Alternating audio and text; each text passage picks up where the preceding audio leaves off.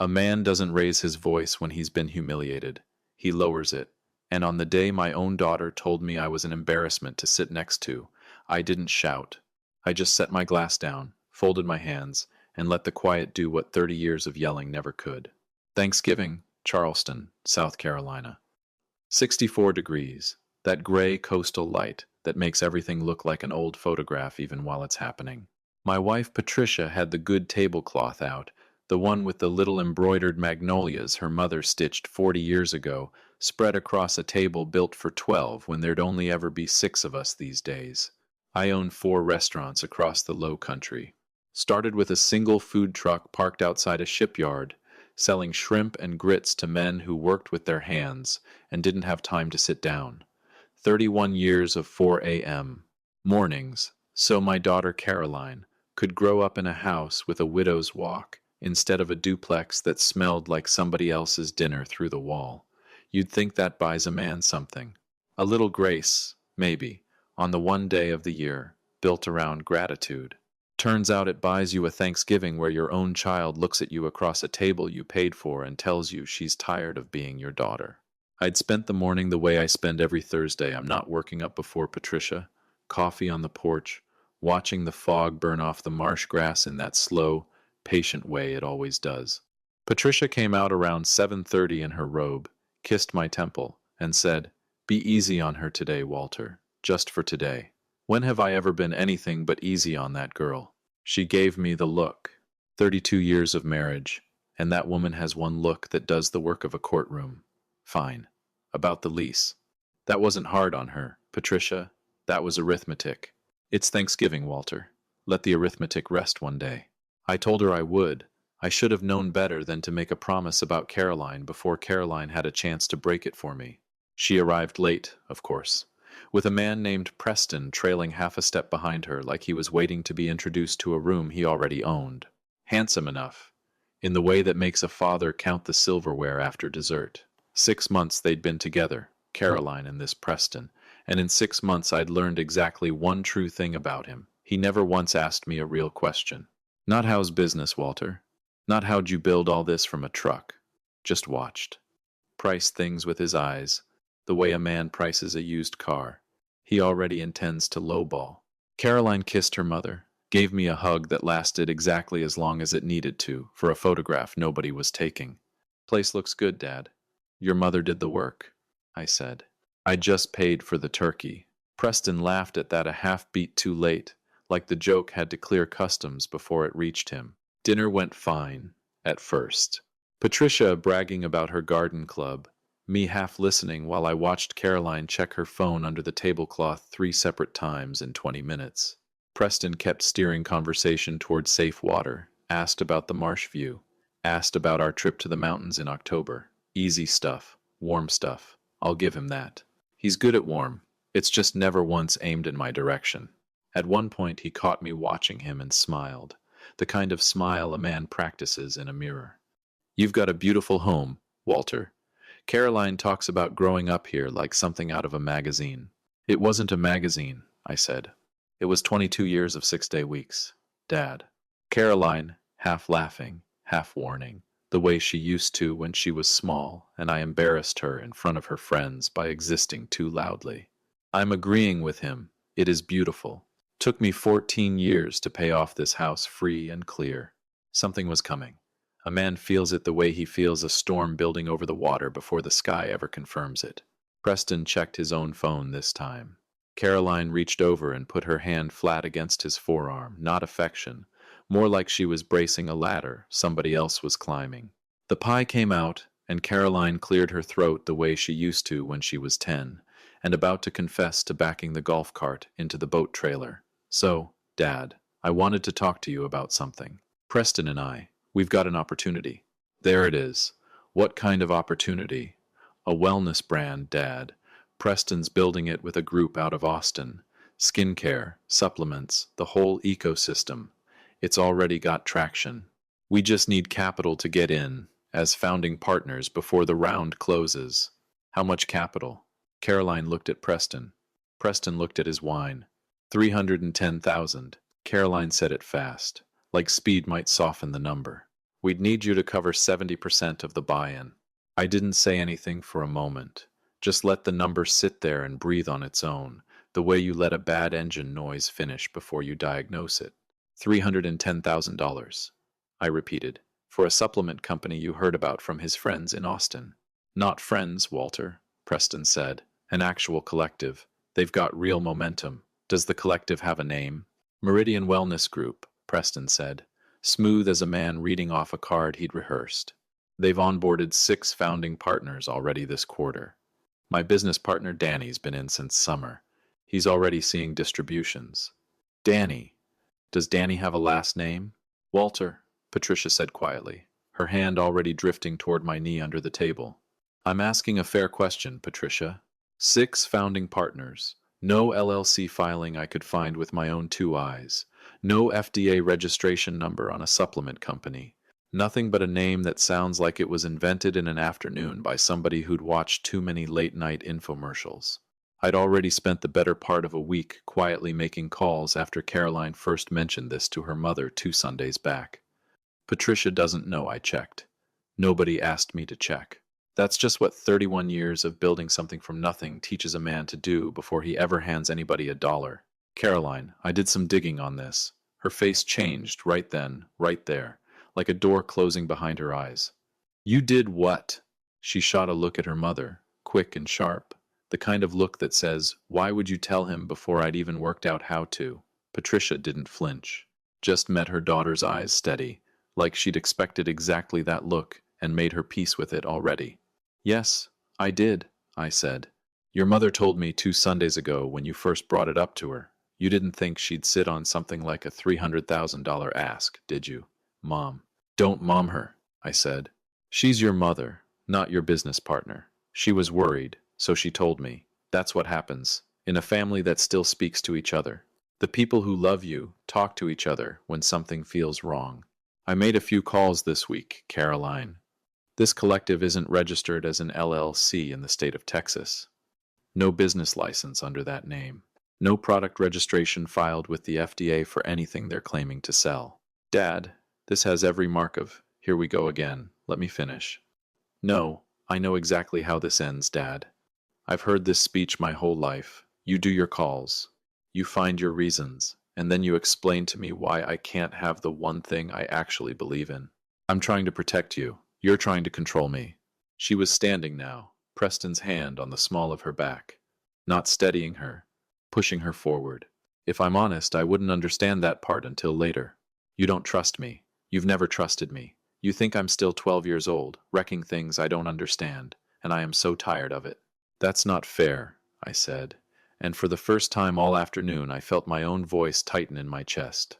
I have believed in you since the day the nurse put you in my arms.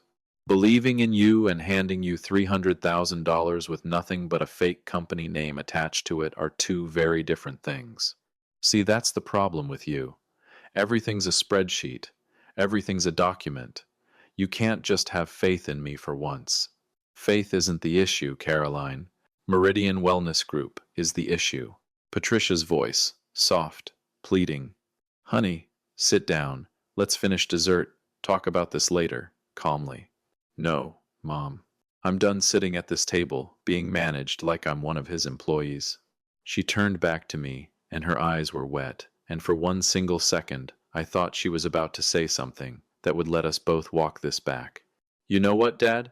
I wish I'd had a father who actually let me live my own life, instead of one who spent 32 years deciding it for me. 32 years. Every recital, every scraped knee, every 2 a.m. drive to the emergency room, when she fell off the roof of the boathouse, trying to prove something to nobody. Every single dollar, every ounce of it, and this is the receipt she hands me. The porch went dead silent. Even the marsh birds seemed to go quiet, out of respect. Patricia's hand tightened on my knee, like she could hold the whole evening together through sheer grip strength alone. Preston didn't say a word, just watched. And I remember thinking, even in that moment, why isn't he embarrassed? Why does he look like he's been waiting for exactly this? I stood up slow, folded my napkin, set it beside a piece of pecan pie nobody was going to finish now. Then live like you never had one, I said. Not loud. Didn't need to be loud. Some sentences land harder in a whisper than they ever would as a shout. I watched it land on my daughter's face like a slap she hadn't seen coming. Dad. For a second the anger dropped clean out of her voice, and she sounded 8 years old again. Dad. Wait. I didn't mean I didn't wait. I walked past her, past Preston's wide eyes, past Patricia calling my name in a voice I hadn't heard since her own mother's funeral, out through the side gate to the driveway, where the Land Rover sat gleaming under the porch light. The Land Rover Caroline had been driving for the better part of 2 years. The one still titled to Whitfield Hospitality Group, my company, because I'd never gotten around to signing it over because some part of me kept waiting for her to earn it instead of simply taking it. Funny how a man can wait 32 years for his daughter to ask him a real question and get his answer on Thanksgiving instead. The one day built to remind you it was all worth something.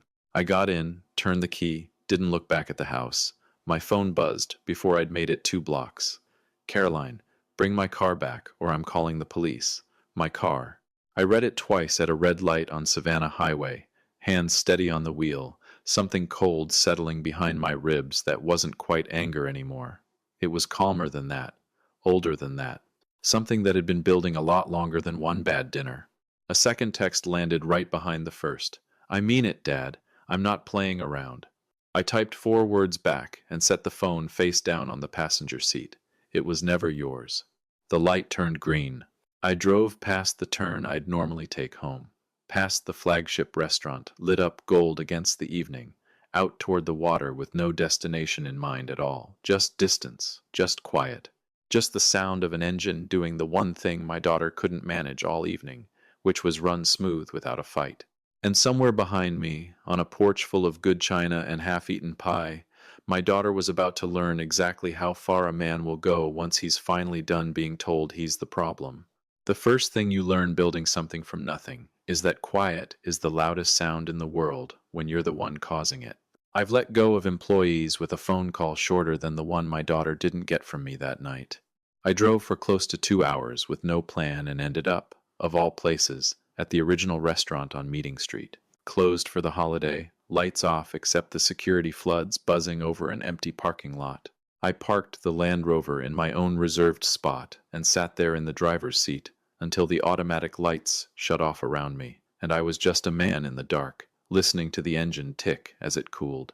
32 years, and it comes down to 4 words on a phone screen. My car. Like I hadn't paid for the thing outright.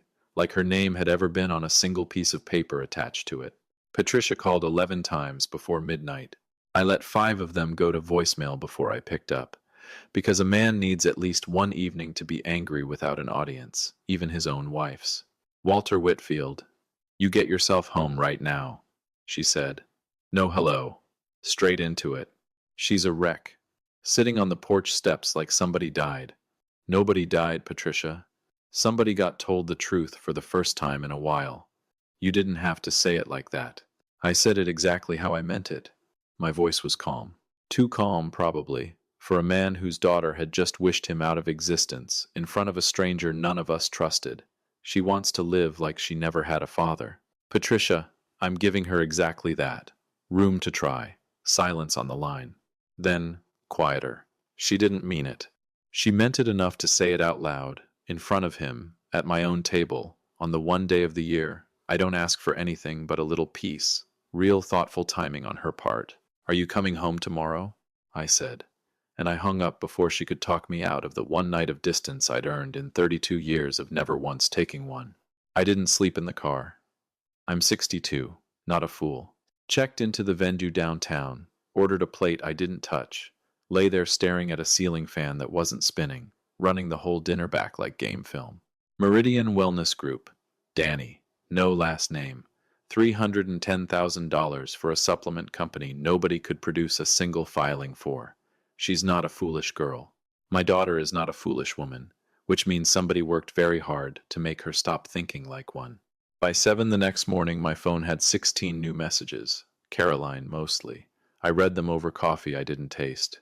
Dad, you can't just take my car. This is insane, you know that. Mom said you're at a hotel. Real mature. I called the police. They're coming to the house. You want to explain that to them, or should I? Bring it on. I typed back. Bring every squad car in Charleston County if it makes you feel like you've won something. I drove home around 9, straight into a driveway with an actual patrol car parked in it, lights off, thank God, but still a cruiser in my own driveway on a Friday morning like I was running something illegal, instead of 4 restaurants with my name over the door of every single one. Caroline was on the porch talking to a young officer, arms crossed, looking like she hadn't slept either. Preston was nowhere in sight. First smart move he'd made in 6 months. Staying clear of this. There he is, Caroline said when I got out of the Land Rover, and something ugly flickered across her face, relief and rage fighting for the same real estate. That's my car, officer. I've been driving it for 2 years. The officer, Delgado, according to the tag, couldn't have been older than 28, looked at me, then back at Caroline with the particular patience of a man who'd already figured out how this one ended. Ma'am, is this vehicle registered to you? It's registered to Whitfield Hospitality Group, I said, and pulled the registration from the glove box before he could even ask, because I'd grabbed it the night before knowing exactly where this was headed. I'm Walter Whitfield. It's a company vehicle. My daughter's been using it as a courtesy while she worked at corporate.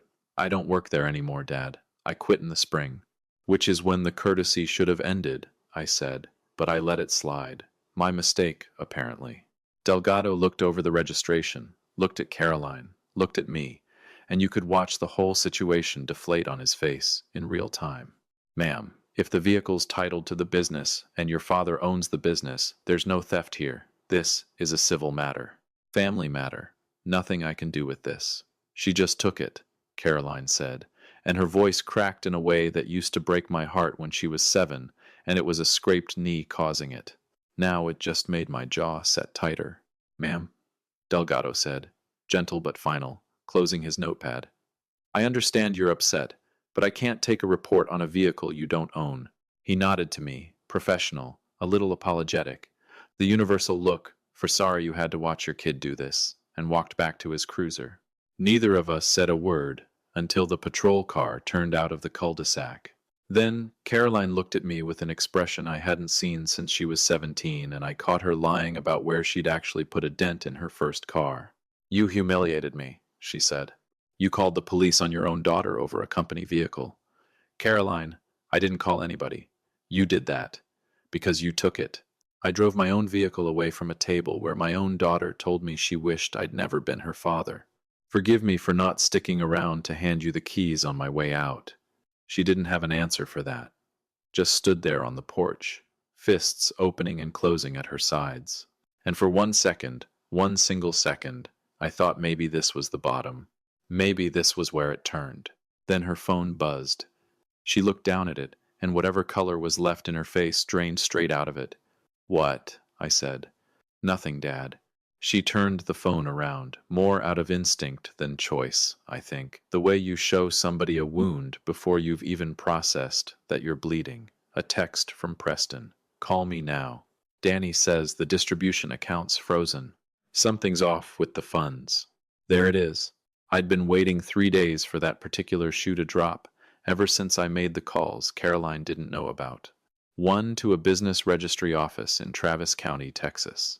One to an old friend who works consumer fraud cases for the state attorney general's office. I hadn't told Caroline what I'd found. I hadn't needed to. Some lessons cost more when a person has to pay for them alone. What's wrong? I asked, keeping my voice level, keeping it neutral. Because the second I sounded like I told you so, she'd shut the door on me completely. And I'd learned that about my daughter a long time ago. It's probably nothing. Probably just paperwork. Dad, I already sent the money.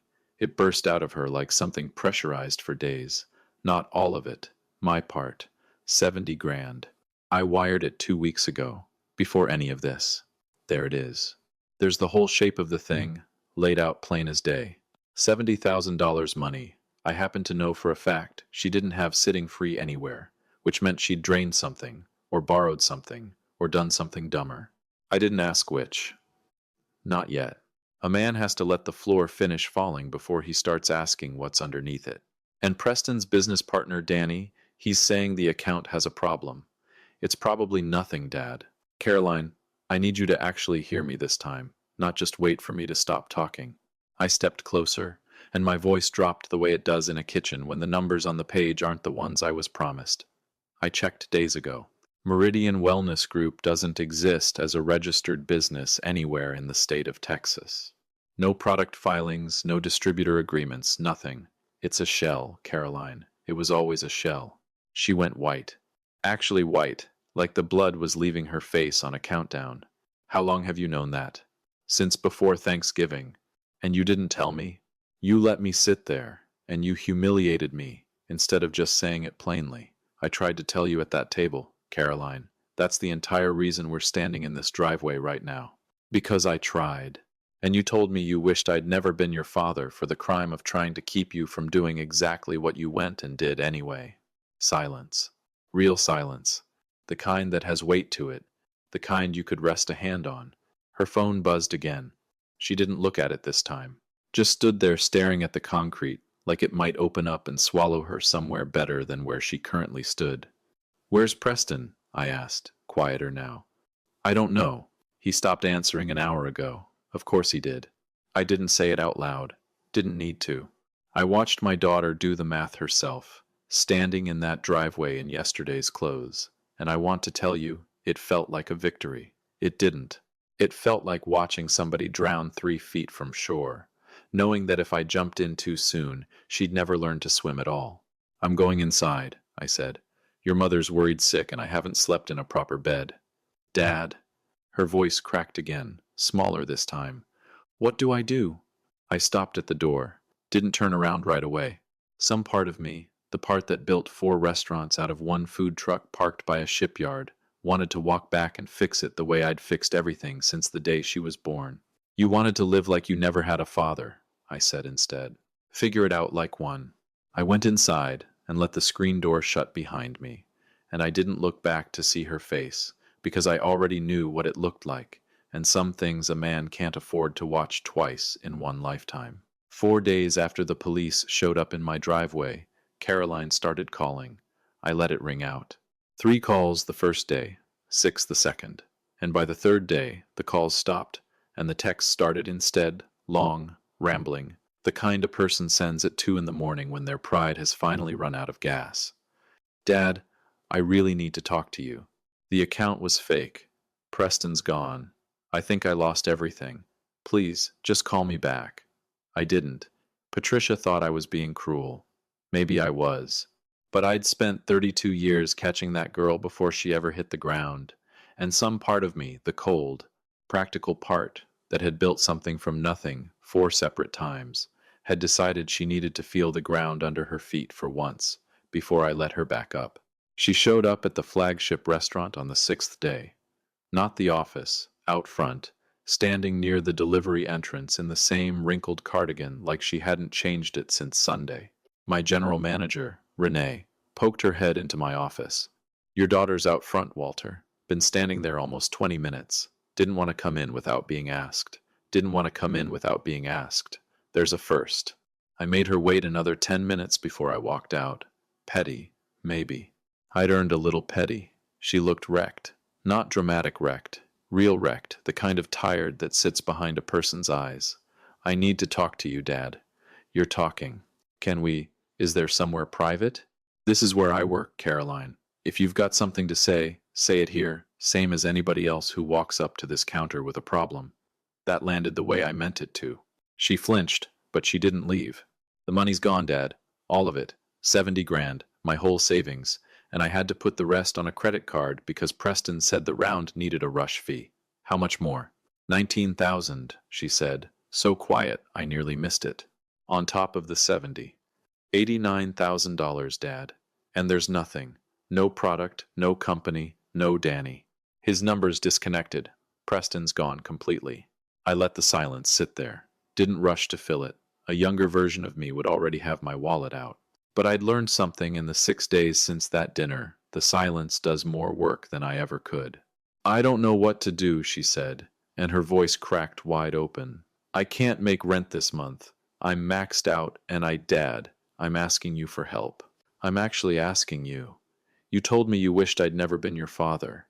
I know. You called the police on me in my own driveway over a car with my company's name on the title. I know. Dad, I know that, and I was wrong. I was so wrong. But I'm asking you to help me now. Please. No, I said. She stared at me like I'd spoken a foreign language. What? No, I'm not bailing you out. I kept my voice level, though it cost me something to keep it that way. You wanted to live like you never had a father. Fathers don't hand their daughters $89,000 to clean up a mess a con man and his partner made together. You want to live without me? Live without me. Figure out the rent. Figure out the card. Figure out all of it. Dad, please. Her voice broke fully now, and she wasn't performing it. I could see that much. I'll lose the apartment. I don't have anywhere to go. Your old room's still made up, I said. That's the extent of what this family's giving you right now. A bed and a hot meal, not a check. This is temporary, so fix yourself quickly. She moved home to Patricia that night. I stayed late at the restaurant doing paperwork I didn't need to do. Wasn't ready to watch my daughter sleep in her childhood bedroom like a grown woman who'd run clean out of road. But she didn't have a choice. She got served notice from her old landlord over the broken lease. Sold a bracelet, a good one, a graduation gift from her grandmother, to cover half the credit card minimum. Took a job hosting at a seafood place off King Street because nothing else was hiring fast enough. I'd walk past her some mornings in the kitchen, still in her black work polo, looking like a woman who used to believe the world owed her something and had very recently learned it didn't. She didn't ask me for money again. Not once. That's the part that started to matter to me more than anything she could have said. Patricia pushed, of course. She's suffering enough, Walter. How long is this going to go on? Until I believe it, I told her. Not until I forgive her. Until I believe her. 3 weeks in, I found her in the garage on a Sunday evening, going through a shoebox of old paperwork, her half-finished business notes, printouts of texts with Preston, a legal pad full of numbers that never once added up, even when she desperately wanted them to. She didn't hear me come in. Keeping that for a reason, I said. She jumped, set the box down like it was something shameful. I don't know. A reminder, maybe, of what it looks like to be foolish on paper. $89,000, she said flat, like she'd rehearsed saying it plainly so it wouldn't crack her voice. It cracked anyway. The distribution account, it wasn't even real. It was just Danny's personal checking. There's no Meridian Wellness Group. There's no product line. There's nothing, Dad. It's just gone. I know, I said. I've known for 2 weeks. You could have stopped me. I tried to stop you at my own table, Caroline. And you told me you wished I'd never been born into your life for the effort. I set the paperwork down. I'm not going to apologize for being right about a thing I begged you to reconsider. She flinched like I'd struck her, but she didn't argue. That, more than anything, told me how far the floor had actually dropped from under her. Where's Preston? I asked. Gone. Blocked me on everything. His apartment's cleared out. I drove by yesterday. Landlord said he broke lease 3 weeks ago. 3 weeks ago, Dad? Before we even asked you for the money. He knew. He knew this whole time, and he still let me sit at your table and beg you for 70% of a lie. There it is. The whole shape of it, laid bare in my own daughter's voice. I'd suspected as much the moment I saw his hand on the small of her back at that table, steering her forward instead of holding her steady. But suspicion and confirmation are 2 very different meals, and I could see my daughter was finally choking down the second one. I made a few calls this week, I said, after you told me about the frozen account. I've got a friend, Roger Callahan, works consumer fraud out of the state attorney general's office. We go back to my second restaurant, before you were even born. I asked him to look into a man named Preston Ames and this whole Meridian operation. Caroline's head came up. And it's not his first time doing this. Roger found 2 other names in 2 other cities. Savannah, 18 months back. Before that, somewhere outside Raleigh. Same play every time. Fake wellness brand, fake urgency, always aimed at young women with access to family money they didn't build themselves. I let that sentence sit a second, watching it land. He wasn't unlucky finding you, Caroline. He was working. And Danny gets a cut for every mark he brings through the door. The color that had drained out of Caroline's face on the porch a week earlier didn't have anywhere left to go, so it just froze there. He was working me the whole time. Every dinner, every trip, every Rogers, still confirming the financial side, but the pattern doesn't lie. He finds a woman with money behind her, plants the opportunity, applies just enough pressure that she goes to her family for the funding. Money moves. He disappears with his cut before anybody thinks to ask where he went. I shrugged, and it wasn't a warm gesture. You weren't the mark, Caroline. You were the vehicle. She put her face in her hands. Didn't cry, not exactly, but close enough that I looked away and let her have that much privacy in my own garage. I feel like a fool, she said, muffled. You're 29, and you fell for a man who was very, very good at his job. I paused. But I'll say this once, and then I'm done saying it. Every single thing I tried to warn you about, going back years, wasn't me trying to keep you small. It was me trying to keep you from exactly this shoebox, exactly this conversation. She looked up. Why didn't you just tell me all of this at the table? Why'd you let me humiliate myself calling the police on you instead of just laying it all out plain? Fair question. Best one she'd asked me in months. Because you weren't going to believe a word I said at that table, Caroline. You'd already decided I was too controlling to be trusted. Sometimes a person has to hit the wall themselves, because I'd already tried steering her around it for 32 years, and she kept grabbing the wheel back every time. I'm so sorry, Dad, she said. I said such hurtful things to you. I lost $89,000 to a man who was using me from the very first date. I moved back into my childhood bedroom at 29. I didn't answer right away. Watched her sit there in the garage light, surrounded by the wreckage of her own certainty. And for the first time in 3 weeks, I let myself actually feel it, not the anger, which had mostly burned off by then, but something closer to grief. This is my daughter. This is what it cost her to finally stop being so sure of everything. You're not getting your $89,000 back, I said. I want to be straight with you about that. But your name's not going on that list either, and it's not going to be, because it's over. She put her face in her hands again, and this time, she actually cried. Not the near tears, from the sidewalk, 6 days earlier. The real thing, shoulders shaking.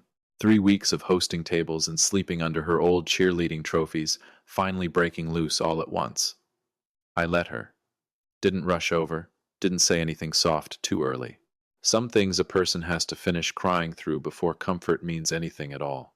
When she settled, I sat down on the step beside her. I've got something to tell you, I said, and I need you to hear it all the way through before you say anything back. She nodded, wiped her face. Back in the spring, before any of this happened, I had papers drawn up to sign the Land Rover's title over to you outright. Early birthday present.